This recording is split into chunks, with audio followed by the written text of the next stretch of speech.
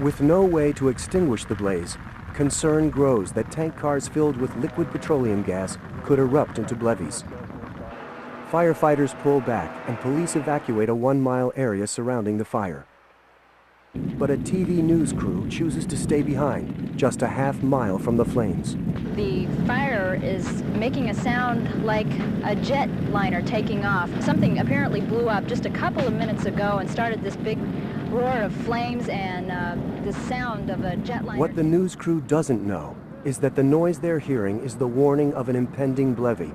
Fuel, discharged from a ruptured car, has stoked the fire, and the flames are now heating another car carrying propane gas. Moments after the reporter signs off, 30,000 gallons of boiling propane push the tank's metal walls to the breaking point.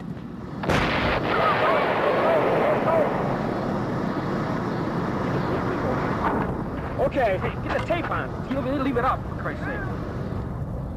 The news crew feels the heat wave from the blast.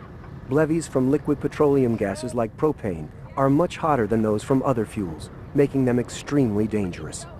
Bystanders or people within the vicinity up to 1,000 feet could suffer burns from the radiant heat from the fireball that's been released.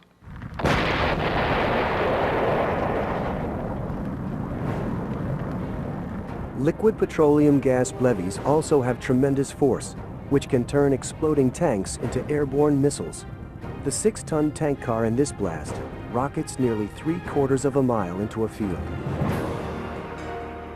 At the Murdoch explosion, the propane car that BLEVE'd traveled 3,640 feet.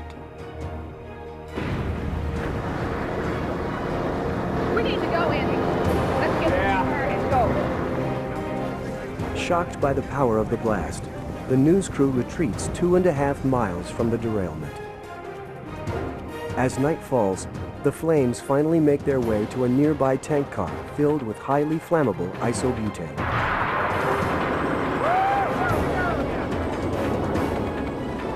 This latest BLEVE creates a blinding whiteout as 50,000 gallons of fuel is ignited. Fortunately, just 4 minutes before the blast, George Wineland manages to escape the scene. May 4th, 1988, 15 miles outside of Henderson, the Pacific Engineering and Production Company, or PEPCOM, burns out of control. My God! The product PEPCOM manufactures, ammonium perchlorate, a crucial ingredient in rocket fuel.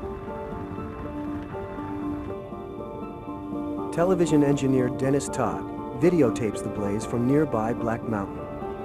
The crew and I were on the mountain doing routine maintenance on a television tower.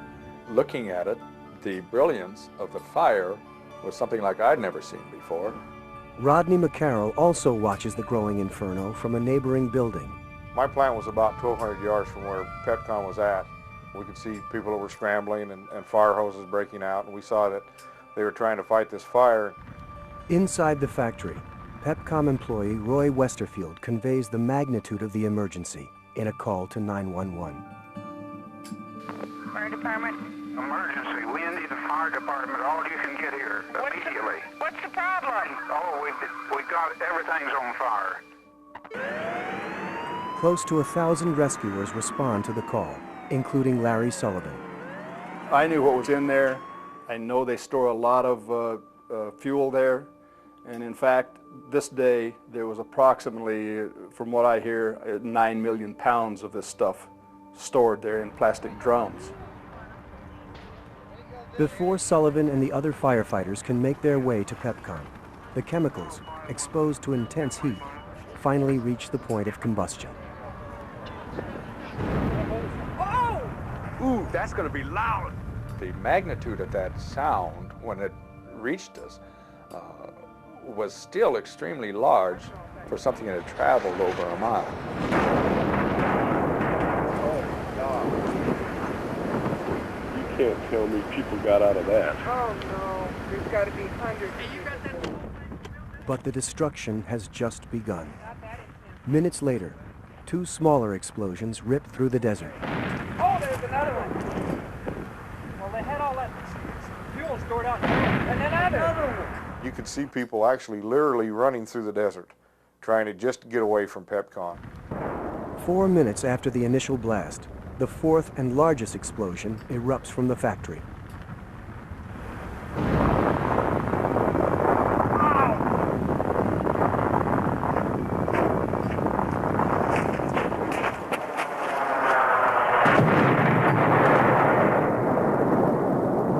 The explosion is so intense, the shock wave vaporizes a nearby factory and registers 3.5 on the Richter scale. It was just like a wall of water coming at you. And I remember it literally picking me up off my feet and never touching the ground. I mean, it literally picked me up and threw me at least 40 feet.